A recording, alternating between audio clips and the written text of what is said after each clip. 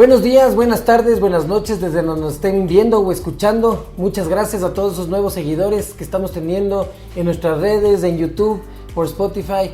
Ha sido maravilloso, sobre todo porque se interesan por este podcast que básicamente y principalmente habla de trade marketing, y es un poco lo que siempre hemos querido, hacia donde hemos querido ir, ¿no? Es que la gente conozca un poco más del trade. Y de emprendimiento también, sin duda. Obviamente. Hemos tenido acá un montón de clientes, de emprendedores, y hoy tenemos un nuevo invitado, súper emprendedor, que es reincidente, ya vamos varias veces que me contrata, así que digo que algo de bueno habremos hecho. Así que Marcelito, bueno, ¿cómo vas? Ante todo, muchas gracias, todo bien. Les quería a toda la gente que nos ha visto y nos ha escuchado agradecerles por todos sus comentarios y sobre todo seguirnos. Creo que estamos llegando a la gente justa para que el emprendedor quiere ser. Quiere recibir información, y creo que lo estamos dando. Bueno, pues sigamos con nuestra entrevista. Buenísimo, así que les presento Pedro Navarro.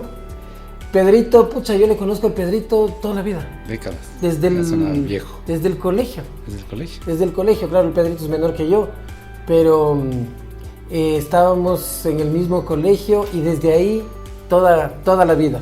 Y ahora nos topamos en la parte ya profesional. El Pedrito es dueño de Santana Brewing Company. Deben conocer muchos, sí, la cerveza, los restaurantes. Así que viene a contarnos un poco su historia, de cómo empezó y sobre todo toda esta parte de emprendimiento, que no es fácil para nadie.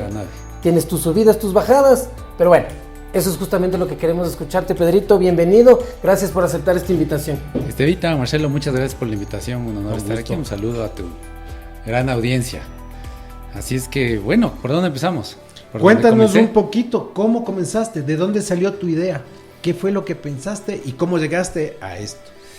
Empecé a lo lejos. Estaba yo haciendo una maestría en Australia. Hijo. Y había trabajado... Bien lejos. Bien lejos. Y cuando estaba ya estudiando, luego de haber trabajado un poco más de 10 años en seguros. Trabajé de corredor de seguros. Ustedes son aseguradores, pues. Les gustaba tomar, terminé en algo que tenía relación con eso. Es bueno. Pero estando allá, uno de mis hermanos me llamó, mi hermano mayor, Juan Fernando, me llamó y me dijo: oye, ¿por qué no nos ponemos una cervecería? De la nada. Uh-huh. Es que en ese entonces como que empezaba un poco el boom de la cerveza artesanal. No, más ¿Puede bien, ser? ¿O todavía no había? Más bien el boom de la cerveza artesanal empieza... Hay un tema de cerveza artesanal o microcervecería muy arraigado en Europa. Claro. Bélgica, Alemania. Cuando dices microcervecería es cervezas, producciones pequeñas, fábricas pequeñas, o de independientes, que se llama, que no pertenecen a ninguna multinacional. Ya. Y eso también se regó a los Estados Unidos, yo diría al final de los 70s, inicio de los 80s. Ahí empezó como un movimiento de la cerveza, de la craft en Estados Unidos. Y eso fue creciendo, y en Estados Unidos sí fue exponencial el tema. Claro. Hoy por hoy hay más de 12,000 cervecerías artesanales en Estados Unidos. Y como que esa ola vino bajando por América. Y tal cual, se va regando por México, Centroamérica, llega a Colombia, y después como que llegó aquí. Hablamos del 2014. 2015, esto es 2000, nosotros empezamos en el 2012. Ya. Y en 2011 yo estaba estudiando y me dijo: oye, cuando regreses, no sé si vas a regresar a seguir haciendo seguros, o te propongo que como familia invirtamos en esta locura que creo que puede ser exitosa, no hay aquí en el Ecuador.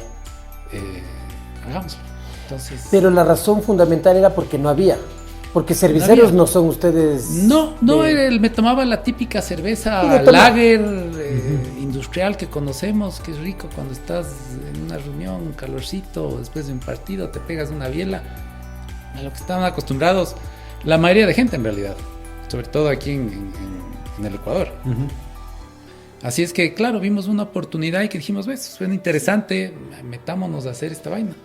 Entonces empezamos a hablar con mi otro hermano, Sebastián, él es chef, y dijimos, hagámosle, empezamos a investigar cómo era el tema, y claro, es cocinar, hacer cerveza es cocinar, entonces él se le hizo muy, muy fácil. Ya. Hacer cerveza es temperaturas y tiempos, y los ingredientes que le pongas, como cocinar por eso es que una sopa. De sabores y tal. Sí, entonces es igual, de hecho, donde se hace la cerveza se llama la sala de cocción, es una cocina.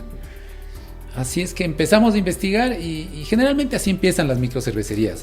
Las cervecerías artesanales son los amigos que se juntan. ¿Qué hacemos? Fundamos una cervecería. Lindo negocio. O son familiares, como en nuestro caso. ¿Tu empresa es familiar? Es familiar. Entonces somos 4 hermanos. Y con eso empezamos en el 2012, llegamos acá y con mi hermano dijimos, bueno, empecemos a practicar con esto. Empezamos, como empiezan la mayoría de cervecerías artesanales, en la casa. En este caso usamos la casa de mi papá para no hacer el desastre de las nuestras. Claro. No nos desheredaron, por suerte. Pero ahí empezamos. Y empiezas haciendo unas cosas, unos menjurjes, que son unas chichas, unas cosas. Toma tiempo, ¿no? Sí, tiene su técnica. Tiene su técnica. Pero la cocinada en sí, el hacer la cerveza, tú tienes 4 ingredientes esencialmente, que son el agua, obviamente, la levadura, el lúpulo, que es lo que le da el amargo y también le da sabor y olor, y tienes la malta, la cebada maltear. Esos son los 4 ingredientes. Es cebada. Es cebada. También de ahí puedes mezclar, hay las de trigo que les mezclas con avena, ya puedes después poner. Pero la básica es la ley de pureza alemana desde 1500 y pico, es los que dicen los alemanes, solo los 4 ingredientes. ¿Alguna vez Club sacó de trigo? Sí. Para mí, la mejor. Es bien rica la de trigo. A mí me encanta la de trigo. Pero dejaron de hacer, ¿no? Es que es un in and out. O sea, lo que pasa es que ellos hacen hay productos, se llaman in and out, que tú metes en el mercado 1, 2, 3 meses y le sacas. Y lo mismo hicieron con la roja. La cerveza roja, ¿verdad? No, la negra. La roja no, es otra. La roja era otra. Entonces esa también era un in and out que metieron en el mercado y sacaron. La roja es lo que le dicen la rubia. No, hay la rubia, la roja y la negra, les llamaban esos. Okay. De ahí sacaron una temporada. Así vemos. Háblenme de whisky. Solo para tomar. Solo para tomar, dices. Claro, y sacan esas. Y en la cervecería artesanal es mucho más dinámica, ¿no es cierto? Tenemos más estilos generalmente. Las industriales, las multinacionales grandes se dedican a hacer unas cosas en volúmenes muy grandes. Se les complica hacer producciones pequeñas, diferentes a las que ya hacen. Entonces, por eso se hacen mucho. Han hecho pruebas y no las hacen muy seguidas, porque sí es complicado en esos volúmenes, hacer en esos tamaños, cambiar el proceso debe ser bien complejo. Claro. Mientras más grande, más difícil. Entonces, si sacan, y en la cervecería artesanal lo que se hace es siempre tienes tus sabores, estilos que se llaman cerveza, de unas cervezas que las tienes generalmente durante todo el año y sacas las de temporada, que llamamos igual nosotros. Okay. Pero para nosotros es mucho más fácil. Sí. Ahora, claro, el hacer una cerveza en realidad te toma. El proceso inicial es el más largo, te toma alrededor de 8 horas, que es cocinar la cebada con el lúpulo, el proceso, y le metes en un tanque a fermentar. Eso. Y desde ahí, desde que fermenta hasta que está lista, son, dependiendo del tipo de cerveza, hay las cervezas lager, que son la mayoría de las industriales, son lager, que es una cerveza más liviana, tiene un poco menos de malta, y fermenta durante menos tiempo y madura durante menos tiempo. Generalmente la mitad. Puede haber la roja y la negra que sacaron, también las puedes hacer así. También. Es una forma de fermentación diferente. ¿No? Para no entrar en mucho tecnicismo, pero es una fermentación diferente que toma menos tiempo. Y salen unas cervezas generalmente menos alcohólicas, son más livianas. Entonces, y tienes las artesanales, generalmente son ales, que les llaman, las lager y la ale. Y la ale dura 21 días, por ejemplo, el proceso de fermentación y maduración, mientras las lager son alrededor de la mitad del tiempo, unos 10 días. Entonces ya tienes esa diferencia. Y claro, las ale son generalmente unas cervezas con más cuerpo, tienen más sabor, tienen más alcohol generalmente. Sin que eso quiera decir que hagamos lager, de hecho sí hacemos lager también, pero generalmente se concentra mucho en las ale. Y generalmente utilizan 100% cebada malteada.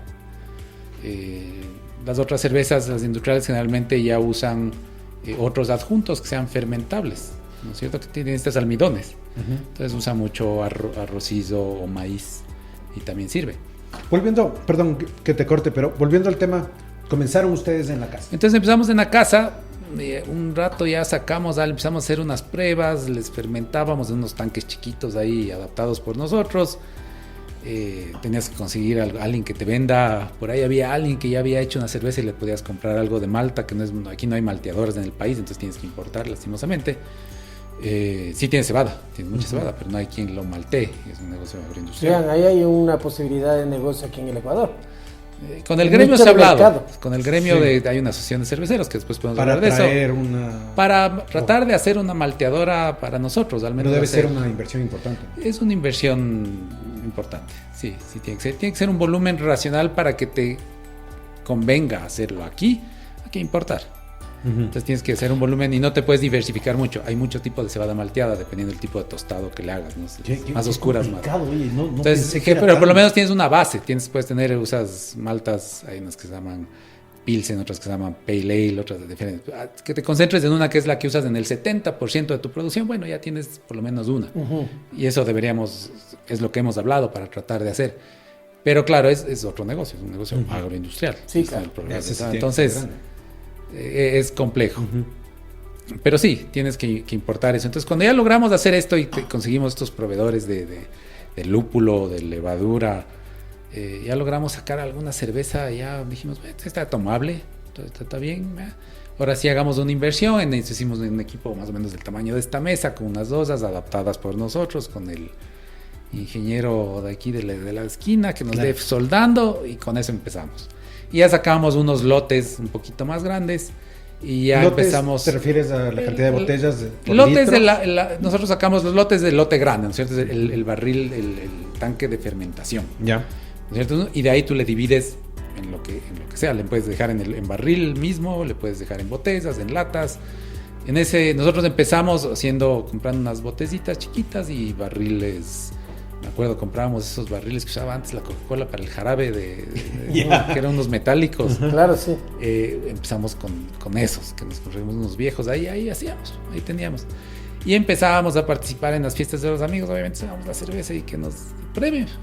A ver qué, entonces nos dijimos, hagamos una rubia, una roja y una negra. ¿Ya no tienes las botellas de vidrio?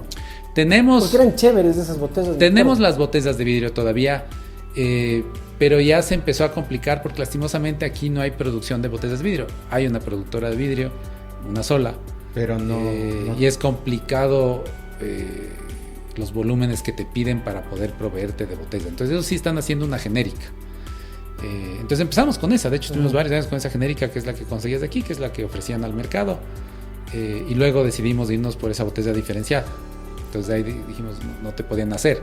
Tratamos de hacer aquí, pero lo terminamos haciendo en China, aunque encontramos un proveedor en Perú también, bastante asequible en producción, porque claro, aquí la empresa está grande, que le provee a las grandes no tiene tiempo industrias de bebidas de aquí. Tiene tiempo siempre y cuando le compres lo que te piden. Y tiene unos volúmenes demasiado grandes que era, bueno, voy a tener botellas de aquí hasta el 2030. Fíjate, todo esto que estamos conversando ahorita es importante porque son muchas barreras para el emprendimiento. Claro. Sí, fíjate, no tienes malta, te toca buscar de dónde traerte. No tienes botellas, aquí no hay una empresa que te produzca botellas personalizadas. Te toca hacer las genéricas, por eso muchas veces en el mercado, cuando hay gente que dice, pero es que son las mismas botellas. Esta es la razón. No hay más allá de que sea correcto o no importa, esa es la razón, porque si no te toca importar, ya después con el tiempo vas teniendo un flujo más de venta, etcétera, entonces ya puedes hacer inversiones en esas cosas, igual que la lata, porque la lata no es barato y hacer lata no es tan barato, más bien es más caro que la botella de vidrio, si no me equivoco. No, sabes que la lata sí es más barata. ¿Ah, sí? Sí es más barata. Y la presentación es mucho mejor, creo yo. O sea, hay gente que le gusta más la botella y hay gente que le gusta más la lata. Es medio de apreciación. Generalmente tienden a gustarles mucho la botella. Y alguna vez conversando con gente de una multinacional me decía, ponte, yo no me había fijado. En Guayaquil, si no es de vidrio, mal producto. ¿Verdad? Y me decía, si tú te fijas... esos venden Gatorade. Me dices, en Guayaquil busca un Gatorade en plástico. No hay, solo está en vidrio. No me había dado cuenta de eso. Yo decía, pero en serio, me dice, no, la gente no te recibe en plástico. Entonces, Gatorade. Vas a tener un estudio de mercado a palazos. Entonces hay esa percepción que mantiene más la frescura. Y sí mantiene mejor que el Personalmente plástico, tal a mí vez. me Eso gusta sí. más la cerveza en vidrio que en lata. La cola me gusta más en lata que en vidrio. Y lo raro es que la Sí, lata cambia el sabor. la lata sí le mantiene, tiene muchos beneficios. Por eso nos cambiamos a la final. Primero porque en la parte operativa es más fácil la parte desde bodegas. Tienes muchas más en menos espacio, pesa menos, ocupa menos. Puedes en un pallet tienes muchas más latas que botellas. Empezando por ahí. Luego ya cuando haces el proceso de enlatado es mucho más fácil que la Botella. que la botella. La botella tiene un tema de contrapresiones, es complejo. Y teníamos bastante desperdicio. Cuando empezamos a El enlatar, tema del dijimos, gas. el gas es complejo Y el manejar. gas tiene que estar en su punto. Y tiene que estar, si no es una desgracia. Si tomas algo sin una cerveza sin gas, O con mucho. o con mucho. Que es difícil, porque cuando tienes mucho gas es O sea, imposible es más enlatar o controlable embotellar. aquí. Es más controlable En Celata tienes eso. Celata. Y luego tienes la parte de la conserva. Lo que le daña a la cerveza, lo que más le oxida es los rayos del sol. Las botellas son cafés porque protegen más de los rayos ultravioleta. Y lo que le hace es oxidar, le daña y tiene un sabor. Yo no sabía hasta que fuimos a un curso en Chicago. No, fuimos a Chicago con mi hermano ya a especializarnos un poco más. Luego ya entrado en el 2013, 14. Nos fuimos a Chicago a un curso ahí de un mes. Y a ver cosas que ya dijimos, ya estamos sacando buena cerveza. Claro, Ahora sí hay ya que más ver, detalles. hay cosas técnicas que no le damos. Nos fuimos a este sitio especializado en temas de cerveza. Y claro, dentro de estas cosas te hacían ver la diferencia. ¿Saben la diferencia entre las cervezas soleadas? No, y nosotros no. Y nos dan te ponen unas enzimas, no sé, que tienen unos líquidos que te hacen diferentes, le cambian el sabor apetente a la cerveza dependiendo de qué problemas tú tengas en la cerveza. Empezando desde el proceso, o sea, si le fermentaste mal, a muy alta temperatura, muy baja temperatura, en fin. Y una de esas era también cuando le dejas al sol. Entonces tú probabas y decías, oye, tú probabas donde dijimos, es la cerveza de siempre. Y de ahí te traían una fresquita, ¿no? Esta es. Claro, Así dices. ya había una diferencia. Y de ahí te hace notar y huele a Sorriso, la cerveza soleada. Y yo no me había dado cuenta de eso. Y después, claro, ahora ya hueles una y sí, huele a Sorriso esta pendejada. Me cagaron la cerveza. Es que así es cuando empiezas ya a especializarte. No te Ya das- empiezas a entender un montón de cosas Por que eso- antes ni le parabas bola. Por eso los camiones de ahora, que no pasaba antes, te das cuenta, tienen ya unas lonas. Y antes no tenían lonas. Yo pensé que era para que si se caía el camión a un lado no se salgan las cervezas. Porque te acuerdas que se caía Tal vez siempre. puede ser también sirve para un tema de seguridad, especialmente para que no le pegue el Pero sol. principalmente debe que ser no se en la asoleen. costa, sobre todo, imagínate. Y aquí también eso pega durísimo aquí los rayos Claro. ultravioleta. Claro. Entonces, hay esas cosas. Esto no les llega a los rayos ultravioleta, entonces le protege. De ahí se enfría más rápido. Si se te cae, no se te rompe. Te ocupa menos espacio en el refrigerador. Y nosotros que somos carbono cero, es más coamigable con el ambiente. El aluminio es infinitamente reciclable. O sea, Entonces esto, ustedes ya se calificaron. Sí. Pucha, hicimos pero el estamos proceso. adelantando. Pero estamos adelantando mucho, pero bueno. Entonces, De ahí seguimos, pero nos hicimos ustedes una planta. se metieron de lleno, pues, porque hasta te Es fuiste que a cuando ya hicimos de especializar. esta planta, ya los amigos probaron, dijimos, bueno, sí, ya estamos haciendo Eso una te iba a cerveza, a la gente preguntar. le gusta. Hiciste tu estudio de mercado con tus amigos. Sí, vamos a gente, empezamos a irnos a unas ciertas que otras ferias, a participar, vimos que la gente tenía buena aceptación y dijimos, bueno, vamos ya. Y nos compramos una planta, había una cervecería artesanal en esa época que quedaba en la Wimper. Se llamaba Santa Espuma, se llamaba. Ya. Donde ahora está el Zabay. Donde ahora está Bandidos, Ah, ya. Ok. justo en esa casa. Ah. Y tenían ahí la planta exhibida y todo, en un chévere sitio. Y tenían su cerveza ahí, que la hacían ahí. Pero claro, un día nos enteramos de que justo coincidió. Estaban vendiendo eso porque la señora se quedó a cargo, los hijos ya no estaban. Vean, quiero vender, tráigale, compra. Y era una planta ya hecha, es una planta que la usamos todavía, argentina, traída de Argentina, y era para hacer cerveza. Entonces, estaba hecha ya. Entonces, claro, les llevamos, le compramos, le instalamos en un sitio que adecuamos En la casa de tus papás. en la casa de mis papás. De hecho, el nombre, por ahí debe haber empezado, es Santana, porque donde empezamos a hacerlo es la casa donde nos criamos.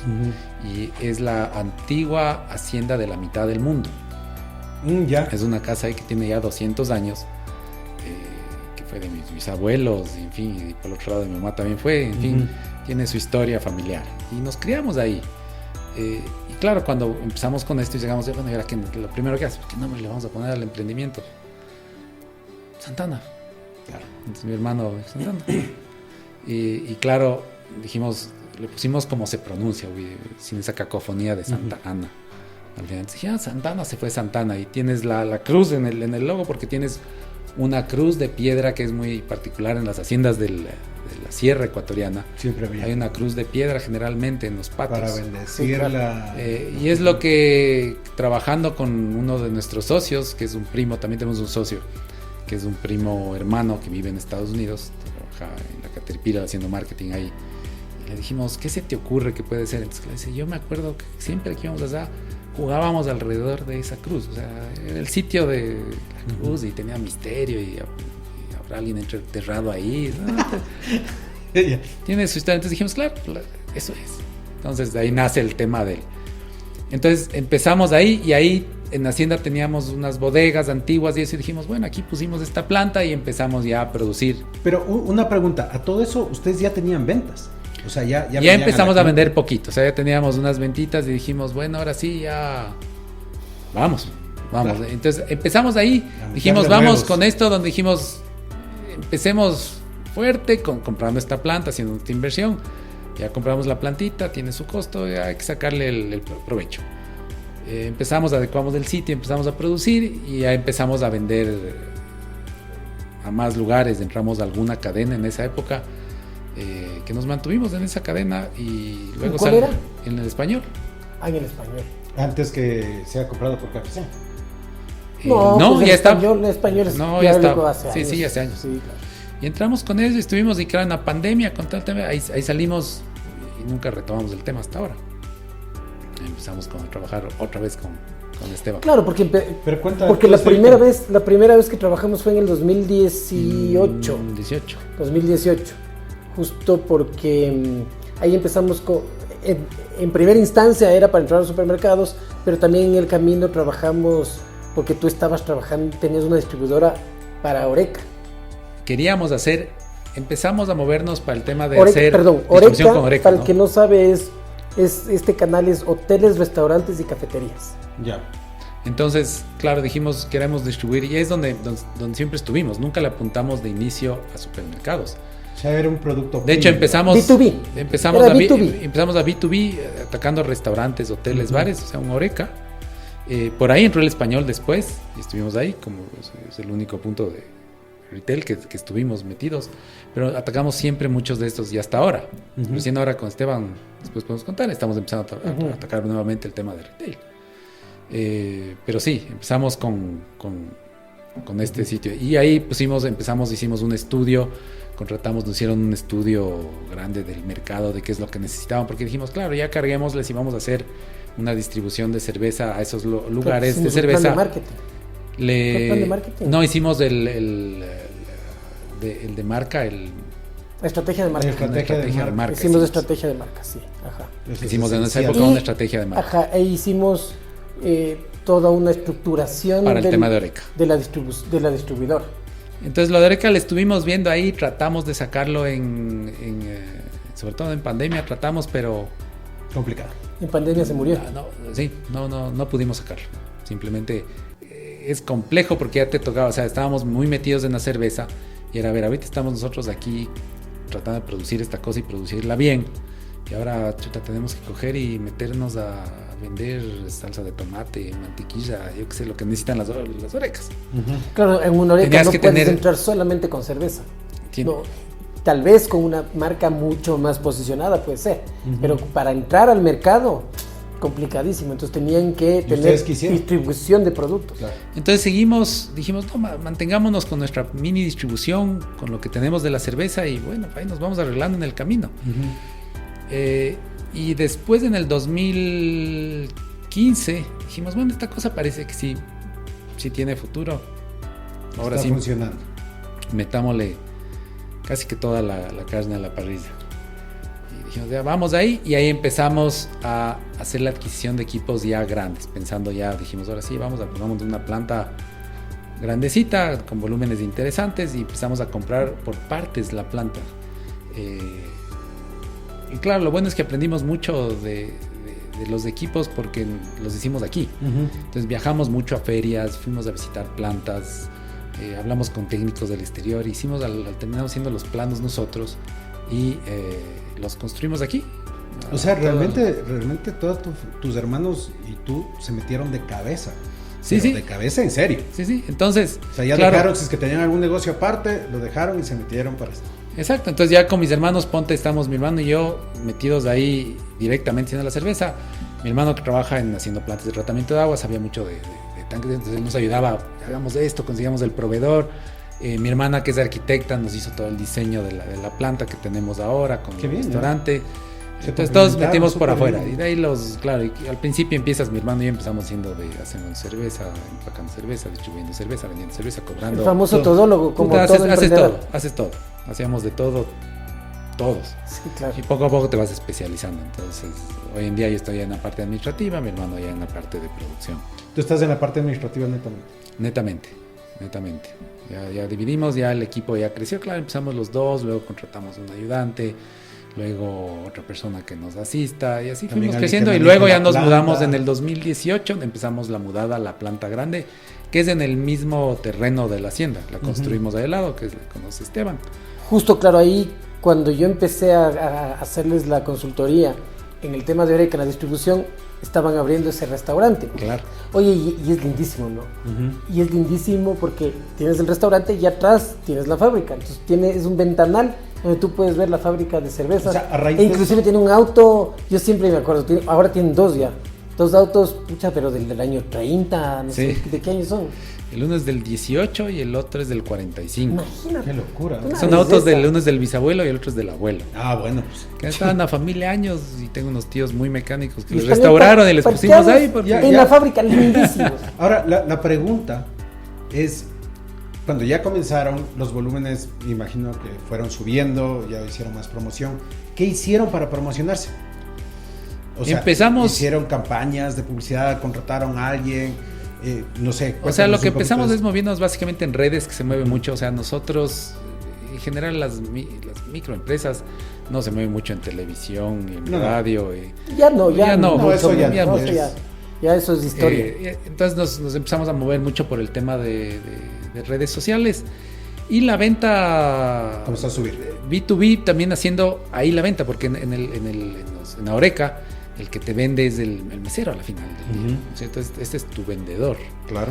Entonces empezamos a trabajar con ellos, explicándoles, invitándoles a la planta que conozcan la marca. Pero claro, cuando tienes una marca que ha estado por mucho tiempo en el mercado, toda la vida, lo primero cuando te ofrecen qué cerveza tiene, te van a decir la que conocen toda la vida. Entonces el trabajo ha sido duro.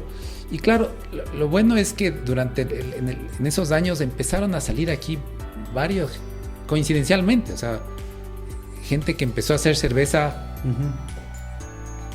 que no es que, yo sé que el Esteban está haciendo cerveza, yo también hago, sino que oye, se le conoce al Esteban que está haciendo cerveza, así era gente conocida, que Quito es chiquitito, ¿no? También, entonces le conoces a bastante gente, y dices, claro, así le conozco, también está haciendo cerveza, y este también. Y había un grupo que después nos unimos, hicimos la Asociación de Cervecerías del Ecuador como gremio y claro, empezamos 10 cervecerías. Pero fue interesante ese movimiento y ahorita hay afiliadas más de 130. Qué bien. Cervecerías.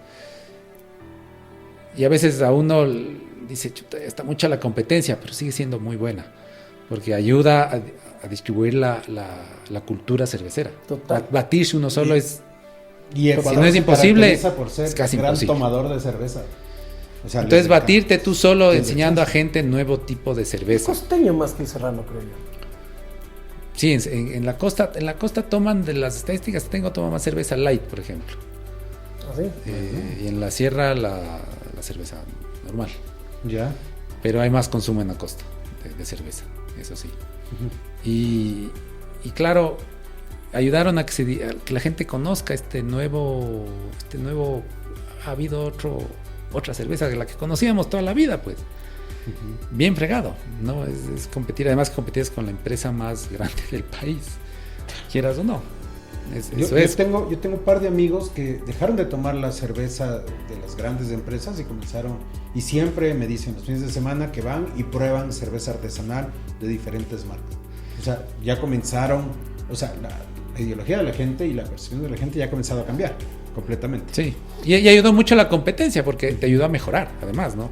Porque si no, tú puedes ser un producto que puede ser mediocre, si no tienes con quién competir, puedes creer que tienes algo bueno, hasta que te comparas con alguien. Y fíjate que ahí ustedes han trabajado probablemente sin tener el conocimiento conceptual en trade. ¿Por qué? Porque el trade se trabaja en función al canal, no en todos los canales se trabaja de la misma forma. Entonces, ¿qué es lo que han hecho ustedes? Correctamente, el trabajar con el mesero es trade, porque tú estás trabajando en el punto de venta para que el producto rote, porque si bien es cierto, no es una percha, no es un supermercado, pero el producto tiene que rotar. ¿Cómo? A través de la carta, tráigame una Santana, o les sugiero una Exacto. Santana, ¿entiendes? Entonces eso es trade puro y duro. Así es. 100%. Entonces nos hemos manejado mucho con eso, ¿no? Y claro, haciéndole probar tienes que empezando con la gente de servicio en los restaurantes, hazles probar tu producto para que sepan qué es lo que están vendiendo. ¿Y cuál es la medida? Quiero decir, ¿ustedes hacen un cálculo por litros o por envase? Digamos, me invento, 50,000 litros vendí por litros. Es por litros, sí. ¿Y tú consideras, obviamente, que desde empezaste a la fecha, el porcentaje que ahora venden es bastante alto, me imagino, ¿cierto? Sí, o sea, desde que empezamos. ¿Cuál ha sido tu mejor año? El 2000, ¿Qué pasó? El de hace 7 días. Sí. Sí, o sea, ese fue el mejor. Y claro, es porque pasó algo, porque cuando ya estuvimos con el tema de la planta lista, le seguimos metiendo mucho empeño a la planta. Entonces le empezamos a meter más tecnología para que las cosas salgan mejor calidad. Y fue raro porque recién hace 2 años fue como, suena tonto si quieres, pero es como que hace 2 años dijimos, oye, ¿y la parte comercial? Porque siempre estuvimos, claro, mi hermano y yo mucho en la venta. Pero llegó un punto en que nos metimos, te enfocas, se vuelve una visión de túnel y estás metido tanto en tu negocio y dices, no, es que tiene que ser una cerveza súper buena y la tecnología y métele el filtrado y bueno, veamos si le pasteurizamos para que dure más y veamos los tanques y veamos mil cosas, empieza a meterte pero hay que vender. Pero tienes que vender. Claro. Llega un punto que te das cuenta que las ventas de repente están ahí así rectas, ¿no? Oye, las ventas. Y empezamos un proceso hace un par de años de temas de ventas. Perdón que te corte ahí, Pedro, pero lo que tú acabas de decir, tú empezaste diciendo, puede sonar tonto, pero es más común de lo que parece. Muchas veces se concentran en la planta.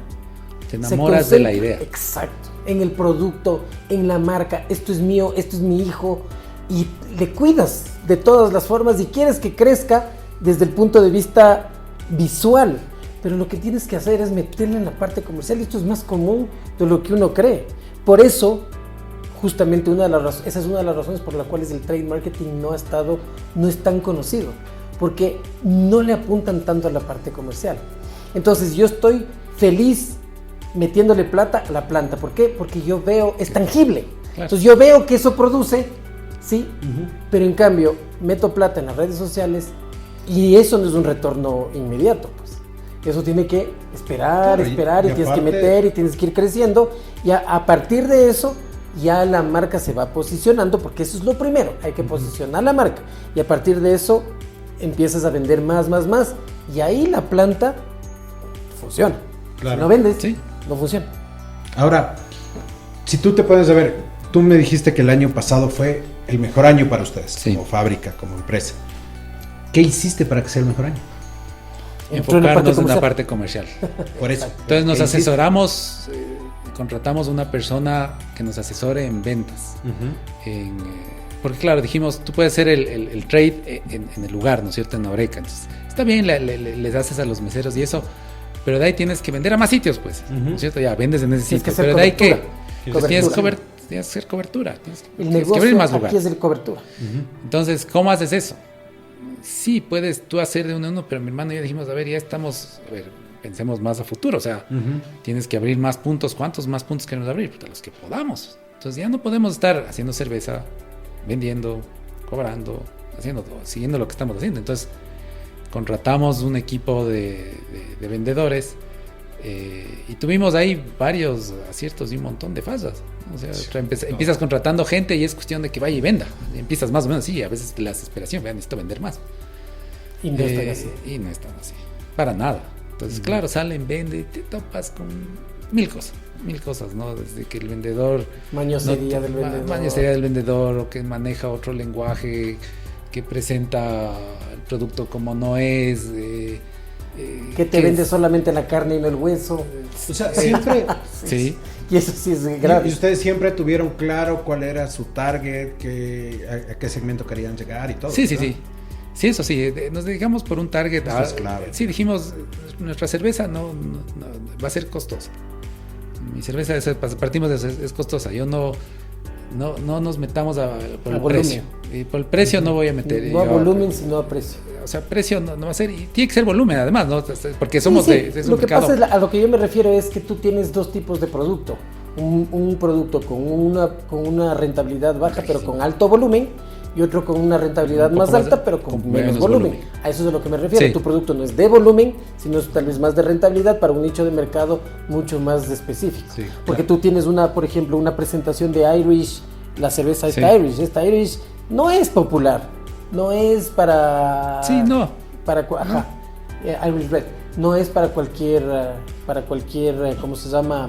Consumidor. Es una cerveza muy particular, más muy especial, específica, más especializada probablemente. Entonces sí, es lo que tú decías, es fundamental que tengas claro cuál es tu... Partimos de muchos detalles, o sea, para empezar, partimos del hecho de que las cervezas sean justamente comerciales.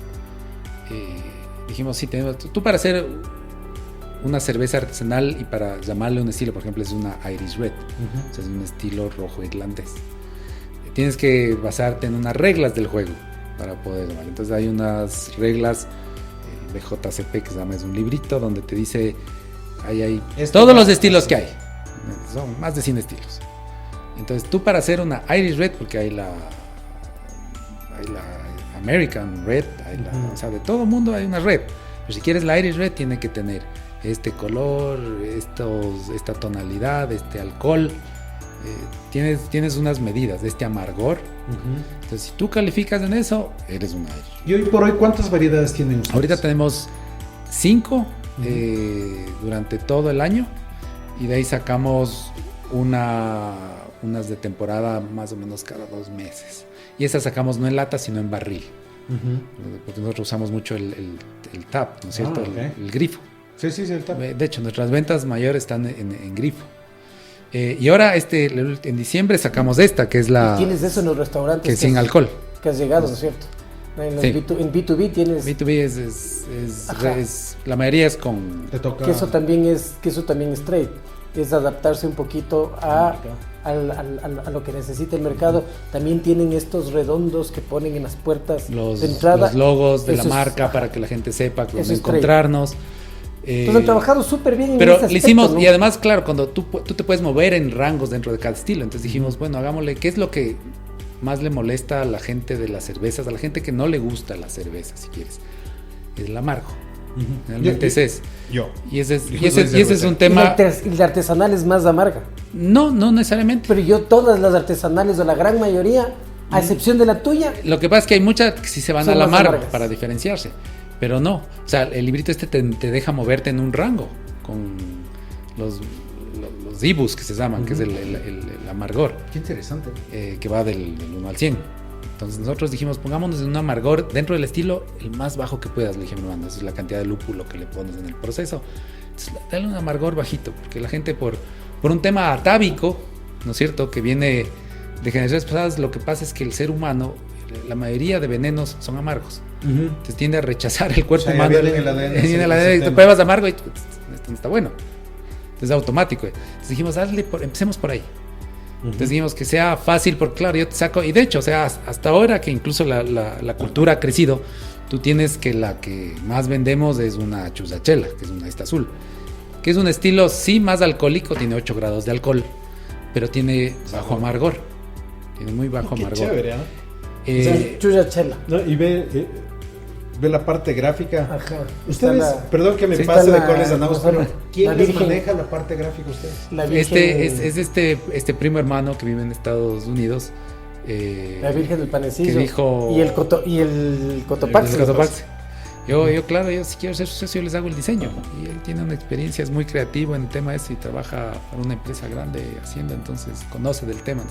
Entonces él es la persona que les está a ustedes. Él es el que hace, hace todo el tema de diseño. Oye, y volviendo a lo que decías del año pasado, ustedes entraron al parte comercial y ahí viene la segunda asesoría mía, les dice en tema de CAM, una charla de lo que un CAM, que es un Key Account Manager, qué es lo que tiene que hacer en el mercado, cómo tiene que trabajar con los clientes para lograr tener principalmente una buena relación, y segundo, tienen que vender más esa relación, tiene que terminar vendiendo más. Entonces son detalles chiquitos, pero estos vendedores, tuvimos unos que tienes 1000 vainas, cambia de vendedor y no funciona el vendedor. Y claro, al final contratamos otra persona de mercado masivo. Dijimos, ¿cómo se maneja? Haznos una asesoría de cómo manejar el tema de ventas. Claro, nos dijo, venga, siéntense, más o menos así funciona esto. Y claro, nos dio una regla y dijimos, después piensas para atrás y dices, si hubiéramos aplicado esto con los vendedores que teníamos, capaz esta huevada se hubiera funcionado. Sí, sino que nos terminamos quemando todos y la relación se termina, hasta vez está dañando. Sí, terminas peleado con la gente. Y era porque no manejaste un set de reglas. Básicamente te dicen, esto tienes que hacer impajaritablemente todos los santos días. Entonces yo, por ejemplo, todos los santos días, de lunes a viernes, 10:30 de la mañana, reunión comercial. Todos los días. No nos saltamos. Hacer ese seguimiento. Pues, no nos saltamos un día y él nos dijo, o sea, esto sí no se salte ni un día. Esto les va a parecer chanchísimo porque... Pero sí, si no haces esto... Pero los resultados se dan porque... Y tú ves, empezamos a hacer eso y tú ves la curva de este año mía. Empezó, claro, desde el año pasado que venía, de repente... Ves clarito, o sea, hasta gráficamente se nota. ¿Y ahorita un equipo de cuánta gente tienes? Ahorita tengo 3 vendedores. 3 vendedores que le hemos dividido en B2B, 2 a B2B y 1 a B2C. Porque entramos en estas maquinitas pequeñitas, no sé si lo visto, son como unos huevitos que tenemos que tienen unos barriles pequeñitos. Me encanta. Pues es a lo bestia, es súper futurista. ¿En dónde consiguieron o a quién se le ideó todo ese POP, ese merchandising, ese no sé, ese ATL o el BTL que ustedes están haciendo? Es que eso no es ATL ni BTL, verás, ni merchandising. Esto es un producto, es un dispensador de cerveza. Es un dispensador de cerveza, sí, pero... Es un dispensador pequeñito como para tu brandeado. casa. Brandeado. Lindísimo. Y esto fue... Es futurista. Empezamos a buscar en el mercado. Claro, siempre tenemos el tema de los grifos. Pero el grifo, tú tienes un volumen mínimo para que eso sea rentable. Entonces tú tienes un equipo que básicamente funciona como con una refri acá abajo, que entre unas líneas por donde pasa la cerveza, sale al grifo y tienes que conectar un tanque de CO2 y los barriles. Ahora esos barriles vienen de 20 a 30 litros cada uno. Y dependiendo cuántas líneas tengas. Si tienes 2 líneas, tienes ahí entre 40 y 60 litros de cerveza. Y tienes que venderle eso, hacerle rotar, porque si no lo que te cuesta el equipo para ponerle un restaurante, porque los ponemos acomodato, o sea, te lo presta. Entonces, porque ningún restaurante tampoco se quiere endeudar. En eso, tu negocio no es venderle el equipo, tu negocio es venderle el producto. Entonces yo le pongo acomodato, pero claro, le tengo que decir si tiene que venderme cerveza. Entonces dijimos, ¿qué más podemos hacer? Porque de ahí, claro, la lata sí cuesta más, el barril sale mucho más barato.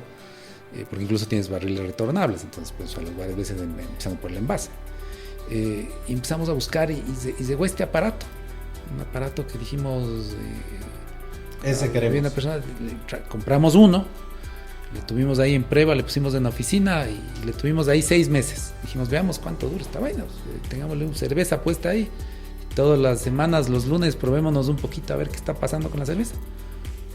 Oye, 6 meses y esa vaina enfriaba, no se paraba, dispensaba perfecto, no hacía espuma al servir, que es uno de los problemas de los dispensadores grandes, tienes un poco más de desperdicio. Claro, dijimos, ya, esto es. O sea, hablamos con el fabricante, ahí sí, como ahora sí que directo con el fabricante.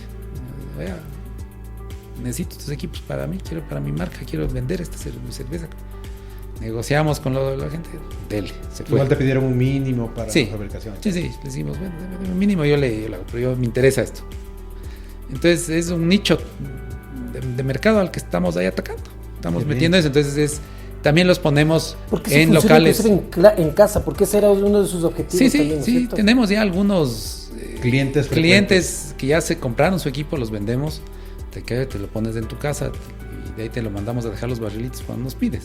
Para la gente que esté interesado, ya saben, tienen que escribirnos. ¿Y cuánto cuesta uno de estos dispensadores? Verás, esos dispensadores cuestan $470. O sea, es costoso y eso que lo hacemos al costo. Porque mi negocio no es vender promoción. equipos de cerveza, es Exactamente, vender claro. cerveza. Bueno, ya saben, todo el mundo que quiera. Oye, pues son lindísimos. Son lindísimos. Es un equipo que tiene todo el tiempo frío, es una mini Yo no refrigeradora con el barrilito y qué tú puedes maravilla, ahí ¿no? estarte sirviendo. Pero el diseño es chéverísimo, a mí me encanta.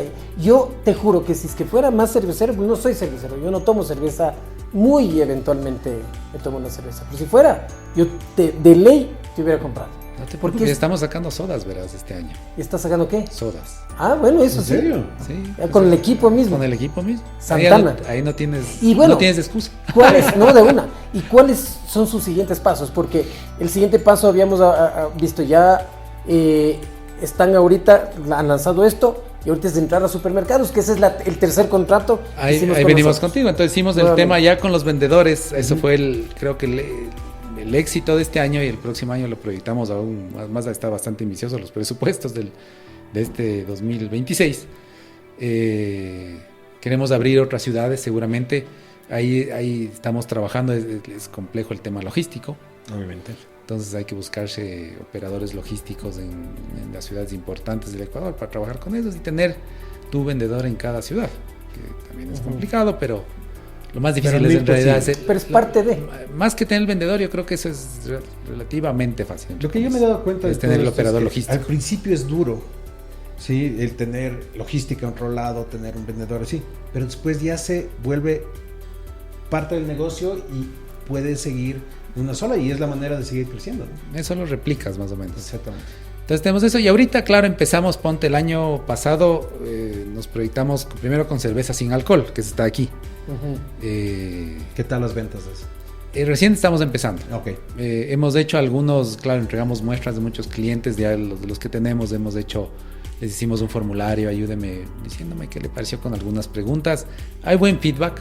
Qué bien. Nosotros hemos hecho con los empleados que trabajan con nosotros, todos los colaboradores sentados en una mesa, 40 personas, con los del restaurante nosotros, hicimos ponte catas a ciegas, ¿no es Pero cierto? sin alcohol, porque si no, Sin alcohol. se complica la Después cosa. no trabajan.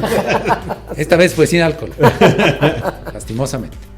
Pero claro, le pusimos ahí para hacer, entonces compramos unas industriales, les pusimos, dijimos, bueno, pruebe. Y a la gente le gustó esta cerveza, y claro, es por el proceso que usamos. El proceso, a diferencia de otras que son 0.0, pierde mucho la esencia. Es una cerveza, pero se hacen muy aguadas. Entonces sí pierde mucho el sabor, ¿no es cierto? Esta es 0.5, que es sin alcohol, bajo normativa ecuatoriana. Y estaba viendo, desde el otro día me puse a ver justo en el supermercado, las europeas son 0.5 generalmente, por el proceso que usan. Y son non-alcohólicas, Claro. lo venden los europeos. Y creo que tiene buen futuro la cerveza sin alcohol. De hecho, las ventas de cerveza, por ejemplo en España, el año pasado fue la primera vez que cayeron en varios años. Y ellos sí son cerveceros. Claro. O sea, ¿Cómo les llaman a la no es pinta? La caña. Caña. una cañita que Una no cañita. viene con mucho gas y es chiquitica. Y claro, cayó la cerveza con alcohol, pero la que sigue creciendo es la sin alcohol. Y es algo cultural que está pasando en todo el mundo con las nuevas generaciones. Están Tomando menos alcohol. ¿Qué les Es pasa? una realidad. Nos van a acabar. Ahora cuéntanos. Dijiste que van a sacar sodas. Y ahorita ya tenemos unas pruebas, dijimos, hagamos ahora, que estás en el negocio de bebidas, te mandas una cerveza, que es lo más complicado de hacer. Hagamos algo, ya tenemos todo lo necesario. Hagamos sodas, ¿no? Le pusimos soda, porque claro, le puedes llamar cola, pero dijimos No, nos llega. Puedes llamar seltzer, aquí tampoco suena. Soda, sí es más conocido. Sí, sí. Que es O una gaseosa también. gaseosa, es otra. Pero me gustaba más soda que gaseosa. Por alguna razón. Capaz que gaseosa funciona mejor, no sé. No sé, Estamos verás, viendo, a mí no todavía. me disgusta soda porque justamente parece otro producto. Cuando tú dices soda, no te viene a la mente una gaseosa o una cola. Entonces soda es una bebida con gas, eso es lo que es una soda, sí, ¿no? sí, claro. Pero no se usa mucho. O sea, ¿Y se cuándo usa poco. piensan hacer el lanzamiento del producto? Eso queremos hacerlo ahora en febrero. Ya hemos hecho pruebas, y lo que hicimos es hacer pruebas ya de sabores, y los sabores quedaron ya bien, pero los hicimos con azúcar. Y esto es un tema medio ya empírico mío, vivencial, más que un estudio. No he leído un estudio y debería, pero te sientas en una mesa o en un restaurante y ves lo que está tomando la gente y ya no toma tampoco muchas cosas con azúcar. No. Yo me siento en una mesa y yo tomo Coca Cero o Coca Light, ya me he acostumbrado. Yo tomo la original. Tú tomas la original, pero si tú en una mesa te fijas, la mayoría de gente ya está pidiendo Cero. Coca Cero o un Sprite, que ya vienes... Sí, todo En el Sprite caso de mi vienes- hijo, es un tema. Mi hijo tiene 10 años y mi hijo nunca ha probado una cola y no le llama la atención, una gaseosa, digamos. No le llama la atención y solo toma agua sin gas. Conozco unos sobrinos también chiquitos que también no Y les no le gusta. llama la atención. O sea, dice, no, yo no quiero eso. Una vez me dijo, papi, ¿puedo probar? No me gusta. O sea, Bueno, no le gusta, claro. Entonces empezamos con el tema, y además tengo una hija diabética. ah, Entonces dije, no, ya completo el Excelente. cuadro. Entonces, justo por eso, lo bueno de esto es que, claro, con ESA hemos probado un montón de cosas indulzantes. ¿Cuál es el que mejor funciona? Y hay uno que se llama alulosa, que es medio nuevo en realidad. Recién está saliendo incluso en el supermercado. Recién entró. Clientes míos, a los suite. A los suites, recién entraron. Sí. No había Hace antes unos alulosa. En Estados Unidos ya había, unos 6 meses ya había un debe ser poco ya. más, ya conseguías, pero aquí recién empezaron. Clientes míos son ellos. Y empezamos a usar alulosa. Primero nos trajimos y después salió alulosa. Dije, qué bueno que ya lo podemos conseguir localmente, porque para cocinar y Les eso compras a ellos. es súper bueno, porque es lo más parecido que hemos encontrado al azúcar. Porque sí, la stevia, la tiene esplenda, un sabor diferente. Sí, total. te deja un sabor en la lengua. Mucha gente dice, es que me deja sabor en la lengua. Por eso Les no te compras gusta. a ellos. A los sweet. No. No. Hay un proveedor de endulzantes aquí que encontramos, que no sé a quién nomás le venderá, creo que vende varias de la industria, es importado directo y tiene varios tipos de endulzante. Entonces estábamos ahí ahora en la dosificación de endulzante no calórico. Entonces ya estamos en eso, ya mandamos a hacer el registro sanitario. Estoy esperando el registro sanitario y se fue. Y van a ser enlatados mismos. Vamos, tenemos ya un prediseño en lata. Entonces creo que sí vamos a sacar un par de sabores en lata. Y vamos a ver, pero queremos moverlo mucho en el barrilito este de la máquina. Sería muy chévere. Incluso en barriles de metálicos para restaurantes, porque lo estamos haciendo con fruta natural Ay, qué bien. y endulzante no calórico. Buenísimo. Y la idea es que al restaurante le puedes ofrecer, ya sea para la gente que quiere otro tipo de bebida diferente a una Coca-Cola, un Sprite o lo que sea de esas, o incluso para hacer cócteles. ¿No es cierto? Claro. Claro. Sí. Sí, se nos acabó el tiempo. Otra Marcelito, vez. Pedro, siempre. Aquí podríamos siempre pasarnos 3 horas conversando. Más bien, gracias. Voy a hacer una cuña comercial porque no hablaste del tema. Tiene 2 restaurantes, Santana, que mucha gente debe conocer. El que no conoce, pues tiene que ir a probar. Sobre todo tienen comida nacional, ¿no es cierto? Tienen una por la vía mitad del mundo y la otra es en el potrero del Umbicí. ¿A qué altura de la mitad del mundo? Es justo cuando pasas del redondel de Maresa, Ajá. la última recta para irte al redondel de la mitad del mundo, es justo en la mitad, porque eso tiene 1 kilómetro, es 500 metros desde el redondel de Maresa a mano derecha, de una gasolinera. al frente de la gasolinera, justo al frente de la Pero gasolinera. es chévere la experiencia. Yo les sugiero que vayan a ese sobre todo, porque justo lo que les contaba antes, Es la ¿no? fábrica. Tienes una como vitrina y atrás está la fábrica. O sea, este es Yo me yo he ido apunto el fin de algunas semana con mi veces, familia. yo he ido algunas Avísame. veces a estos que tú decías de los Estados Unidos, Y los gringos tienen así. Sí, te un enseña el restaurante proceso. Y tienen la fábrica así. Yo les sugiero porque es una chévere experiencia. Y además la comida es muy buena. Yo el Día del Padre estuve ahí pero en el de Lumbicí. Ajá, así que les recomiendo. Sí, sí, y bueno, y más que todo desearte el mejor de los éxitos en este nuevo ítem que vas a sacar. Yo sé que es complicado, pero estoy seguro como lo llevas, como lo están llevando, creo que ha sido un éxito en tan poco tiempo, porque tú sabes que empresas demoran muchísimos años para salir y ahora con tanta competencia y todo eso, creo que se está yendo bien. Bueno, y felicitarte, ¿no? Y felicitarte porque esto es un tema, el emprendimiento, como yo siempre digo, no es una carrera de velocidad, sino de resistencia. Y te va bien en una cosa y piensas que te va a ir bien en algo más y después te caes, pero uno tiene que estar ahí y eso es un poco lo que ustedes han hecho, así que felicitaciones, sí. Pedrito, sí, gracias por venir, gracias por aceptar la invitación, eres bienvenido para cuando lances las odas, encantado la vida te podemos tener aquí como para un pre-lanzamiento si es que así necesitas. Sí, sí, bueno, y más que todo nos queremos nuevamente agradecer a toda esta gente. Día a día tenemos más suscriptores, más gente que pregunta. No se olviden, el Tradecast es la base para la venta y para ingresar a todos los supermercados y grandes superficies. Gracias una vez más, no se olviden de seguirnos en YouTube, Spotify, Instagram y Facebook. Gracias por estar con nosotros, nos vemos el próximo capítulo. Gracias, hasta luego.